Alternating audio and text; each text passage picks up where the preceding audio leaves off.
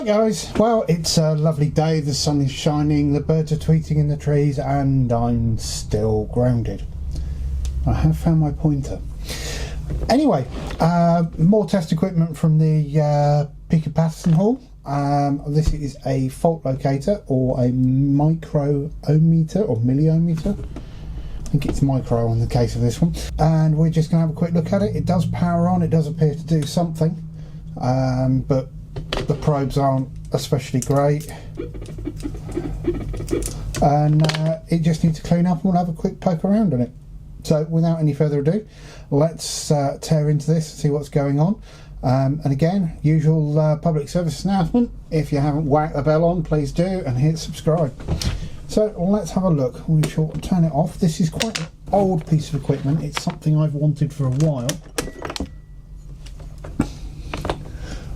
Quite often I find myself chasing down short circuits on motherboards and things like that, and a milliometer lets you do it just a little bit better than a normal multimeter does. So we've got a set of probes here. These will be compensated in some way or form, and I believe the probes are where our problems are going to start. So we just hold the end and twist it off. These are probably I want to say PTFE, I don't know if I mean PTFE, but they're certainly not normal plastic, and these wires will be screened. So I don't know if you can see that well. Let's grab the other one. This one's obviously been off recently. Excuse my phone. The windows are open today, so there might be a bit more noise than normal as well.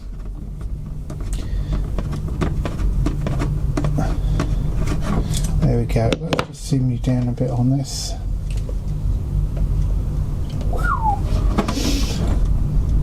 So you can see what we've actually got there is a screened cable,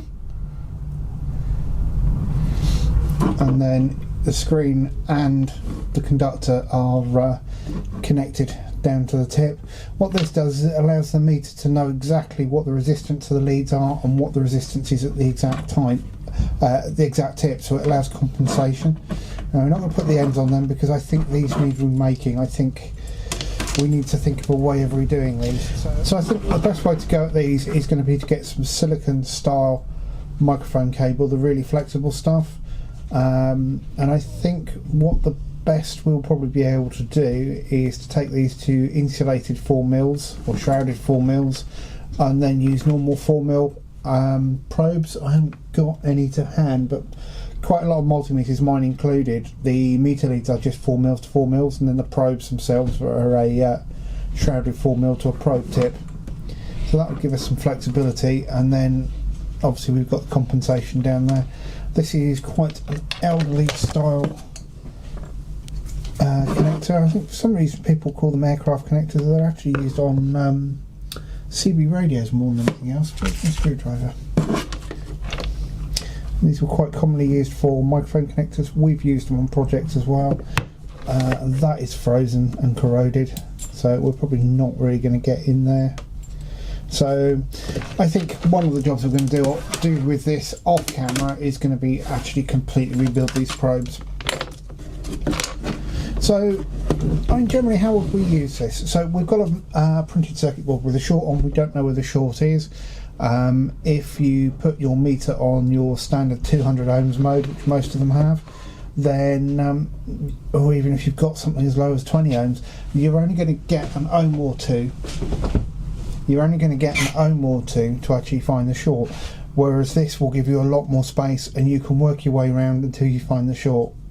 Adrian Black covered doing it with a multimeter in one of his recent videos. I'll put a link in that for you on fixing an IBM XT. Obviously I'm doing much more in depth with this and a multimeter won't cut it. Quite often I'm working with motherboards or laptop motherboards or very integrated systems where you have an MLC that's, MLCC that's gone short somewhere, and this is about the best way of finding it if it's not actually warming up and you can see it on the floor. Mostly this works. As I say, we need to do new probes for it, but I'm going to crack it open, we'll have a look inside and we'll see if we can work out how old it is. It was last calibrated in 1995. We don't appear to have a date on the back. We've got a 1992 test date there. And this was made local to us, Omnitest Limited, Highcliffe House, Lymington Road, Highcliffe, Christchurch, Dorset. So first thing you normally find on older equipment like this is it's held together with flat screws, but now we've got crossheads in here. This is very much going to be more of... Oh, okay. That one's not coming out. Okay, I'm going to pause. We're going to need to go find something to deal with that. Alright, brute force and ignorance applied there. We'll change that screw out. Everything's in the bottom. So this lid, I'm hoping, should just come off with the bail, he says. It's been in one piece for a long time, it doesn't want to let go. So we've got our back panels come off with everything. There we go. So older equipment like this, it's not that uncommon to discover that the mains lead is not non-detachable. I don't know if there's any point in making it detachable in this. So you can see we've got an old school fiberglass PC in here.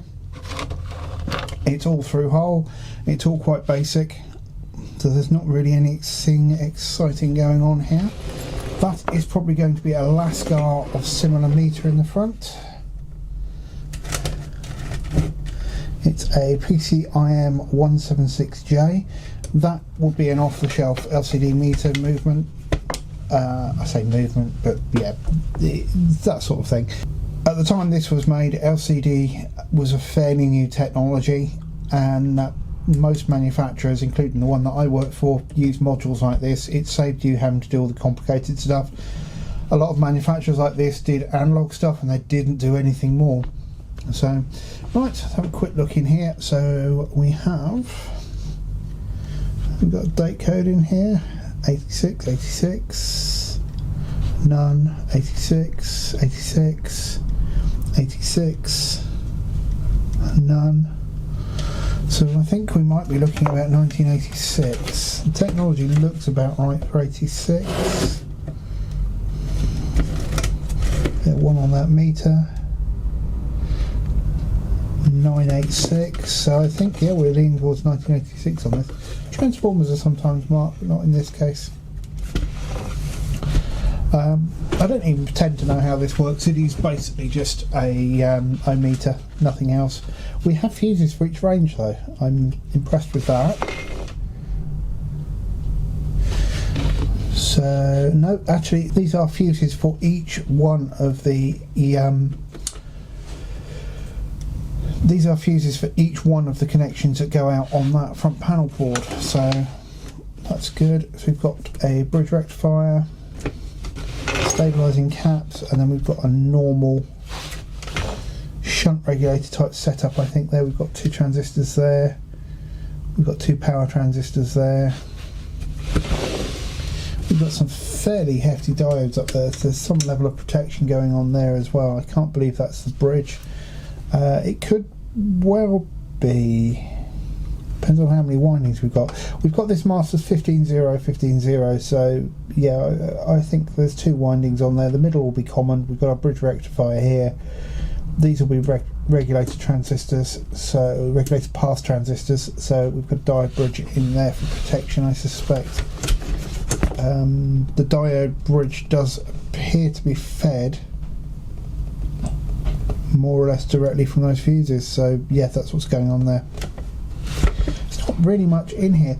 So we've got a calibration point here with a known resistance. I expected that to be a precision resistor. It looks like a metal film, but to be fair, metal film would have been precision at the time. Most of these are going to be carbon. We've got a couple of metal films in there. That will be where the precision is required. But the precision resistors I was used to working with were generally the black epoxy encapsulated ones. We have one tag tank there, we have one tag tank there. They're obviously still alive. So yeah, there's not much to this. So all I'm going to do is just absolutely coat everything that I can with contact cleaner. There's no point in doing the probe calibration just yet.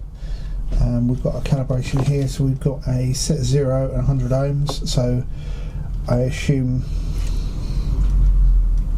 we put our 100 ohms in. There will be a calibration procedure for this.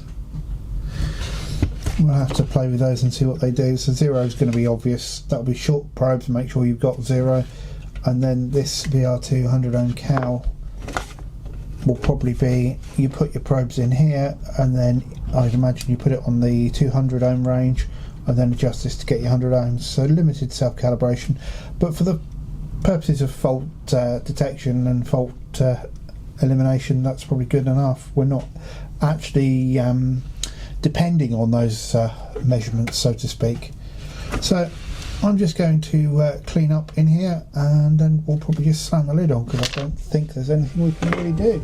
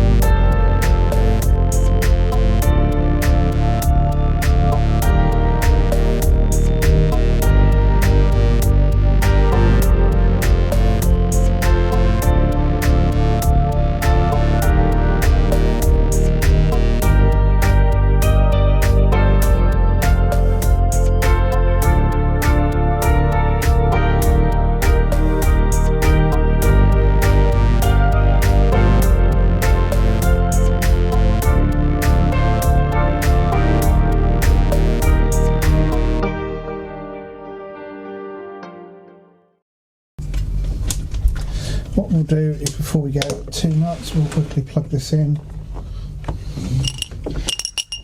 The other difference to this is the audio feedback. The difference from a multimeter rather is the audio feedback on this. So we've got a warning there above the sounds. That's because we haven't got our probes in. Blast that with cleaner. There's obviously a cross-link in this connector somehow, and it's a 5-pin connector and we're only using 4, that tells it whether things are in or not. So let's just have a... You can hear we've got the audio feedback there, and the better the connection. There you go. The better the connection, the higher the tone, and you can hear that things are not all that hot down here. I don't know if I can get that without the lid so you can see it.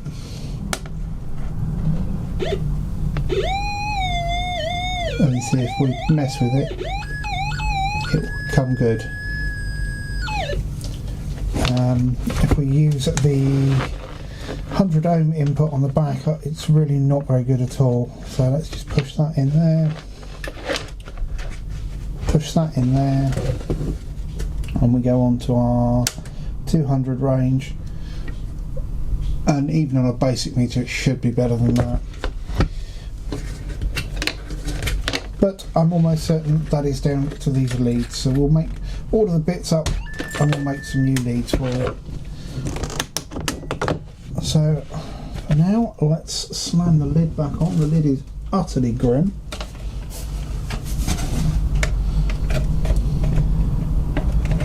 So these console boxes were very common for equipment of sort of the 80s era, early computing and things like that. You could buy them off the shelf from RS or similar. Yeah, you just slam your equipment in. I will replace that screw, I promise. A lot of them are designed to take Euro cards, so you design your PCB into a Euro card format, the case would take it straight away without any problems, and your case would basically consist of a front panel, a rear panel, a power supply and a Eurocard slot. I know I can get him out, so we're not worried about that. Well, let's just finish the job on here. I very much doubt this is going to clean up very well. So isopropyl first, just to shift anything that will come off easy with solvent.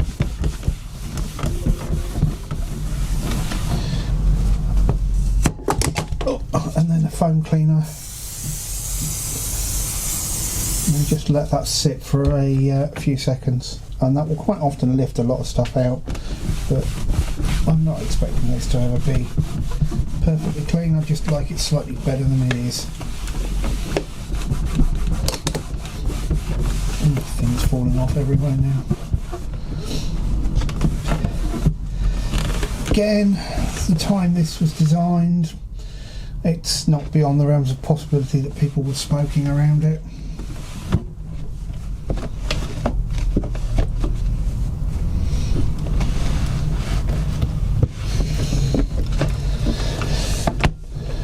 There we go, that looks a million times better. All we need to do now, oh, I missed a spot, can't have that. So all we really need to do now is make these new leads, and then this one can go back into service as well. Hi guys, back again. This is a quick follow-up for the high track. So I've got some 4mm shrouded sockets in, I've got some decent microphone wire, so I'm just going to quickly rework this, and we'll have a quick look in here, and then I will get on to reworking it. We had trouble getting into this last time, much better this time.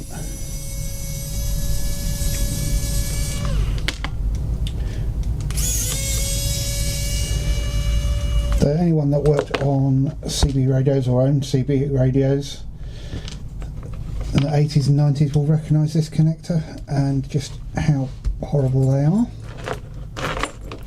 So we speculated that there might be a cross connect in here, and it doesn't actually look like there is, so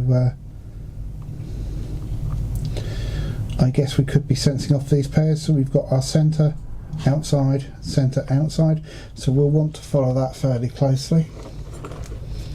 Let's just get in here.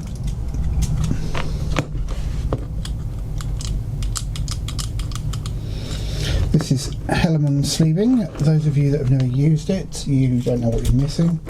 It's really not the best stuff in the world. So that's all simple enough, and then we need to get rid of these. So first thing is we have some lovely flexible microphone cable here. As you can see, this stuff isn't that good, so we just want to try and keep everything the same length. So it looks like they weren't in the first place. So if we aim for the longer one of the two, that's about there.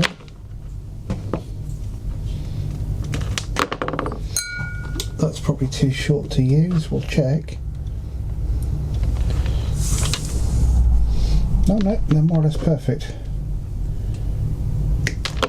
Cool. So let's just quickly trim this down. I've got two blades in here before anyone screams health and safety. One is actually incredibly blunt, which is great for doing this, except it hasn't worked. Now we're connecting the inside and the outside together, so I'm not too worried about damaging the centre conductor. We've got strain relieves on these as well, so we will open these out a bit.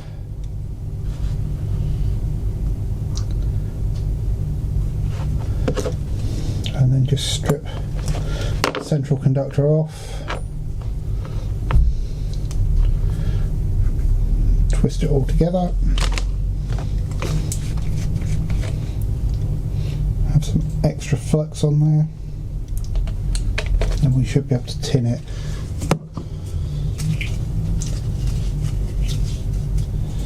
I put away quite a lot of my soldering stuff, so this wasn't really a planned video.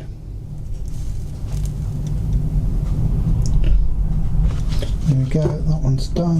Let's try not to melt anything over there. So one down. Obviously we've got to do the connector end as well. Same again, so we'll pull away all our screening. Let's take the central core off. Twist it all together.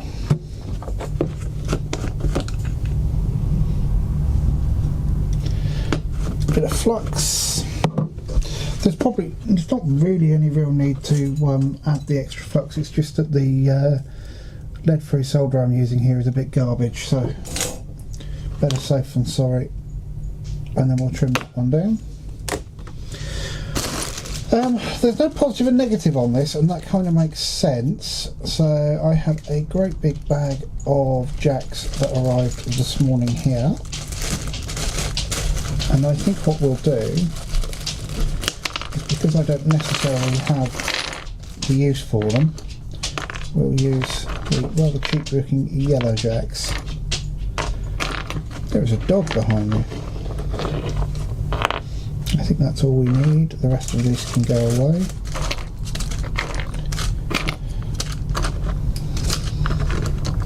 I have the sockets on order as well because I want to convert the sockets on the front of the TTIs to shrouded jacks as well. Big reason for using shrouded jacks over non-shrouded jacks is quite simply it's harder to touch the terminal. So if you think of a normal 4mm, if you imagine that's your socket, come on, behave. On a normal 4mm, if it starts to come out, obviously your conductor's exposed, but with the shrouded it's not.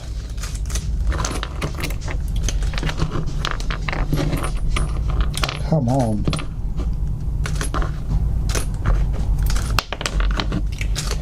These are unfortunately right angles.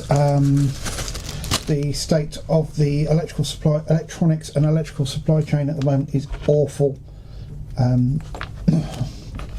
The state of the electronics and electrical supply chain at the moment is awful. I could have had how do we put these in then? Oh, they're barbs. Okay, they push in. I could have had straight ones, but it would have taken quite some time to get them. Why shouldn't they push in? Don't appear to be screwed.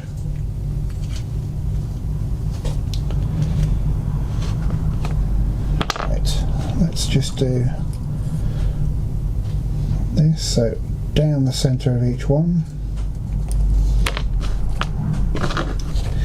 Down the centre of that one. And this kind of thing is where you will really appreciate having a soldering iron with lots of thermal mass. These have to be soldered. So the little rechargeable irons, they're great, they're wonderful, they do the job. I've got one myself. But when you're doing stuff like this, it really does just have to be a proper iron. So we need to try and get some solder to take in there. This is a job that would definitely have been better served with leaded solder.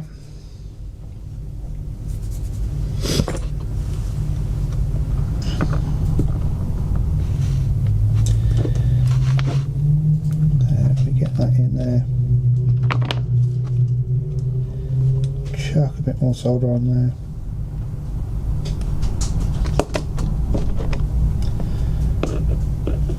And melt it. I've got some helping hands somewhere which I was going to use for this job, but they have disappeared, along with the heat shrink I used in the last video, which is somewhat annoying. Let's try that again.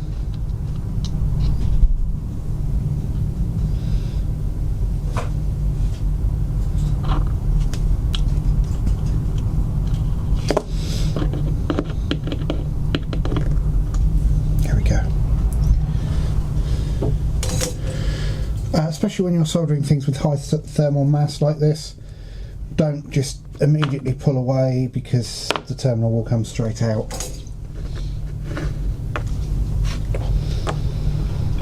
They hold their heat long enough that if you do just pull straight away, the cable will come straight out.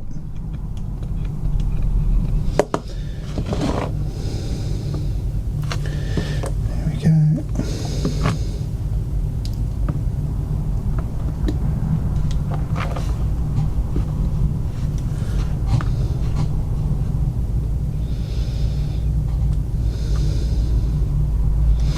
Make sure that both of them have taken well, so they're good. That's cool. You see just then how warm these remain afterwards, and there we go, you can see that one didn't actually take, which is why we check.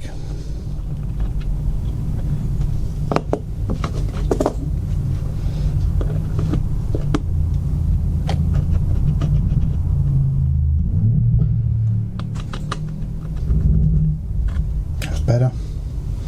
I can see that's better. Wait for it to cool, give it a tug. Cool. Right, I guess we work out how these go together now, and it looks like they do just press fit together. Can't see any other way of doing it, so let's give that a good, there we go, that's in, and then we've got, sorry about all the noise, but it appears that everybody's, I'm not sure when that shut down. I didn't get a warning beep or anything, the camera just turned off. We're not especially hot, so we've just plugged in the high track, and let's see what we get now. So we were struggling to get, nope, that's on quite a high range. We were struggling to get better than about 13 ohms, and we're down to 9.6 there, so that is a massive improvement. Don't really like the right angles.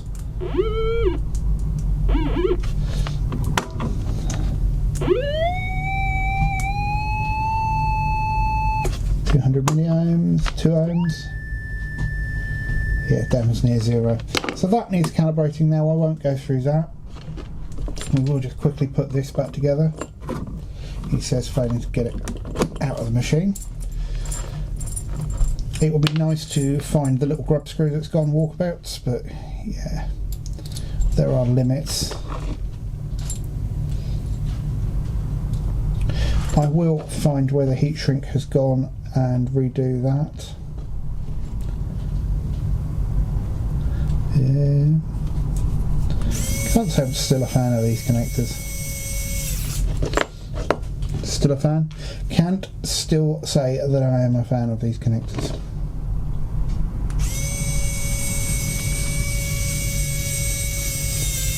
Get in there.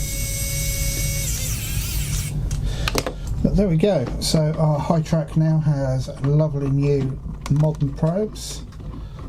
And just fasten those in properly. And all that really remains is for me to go through and do a proper calibration on it, which I will do.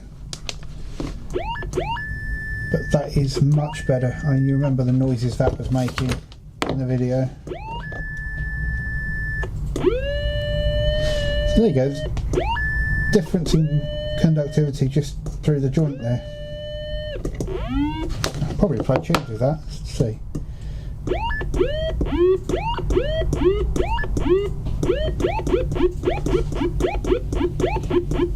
Wonder why that is different to that. Anyway, there you go. High tracks probes fixed. Take care. Bye.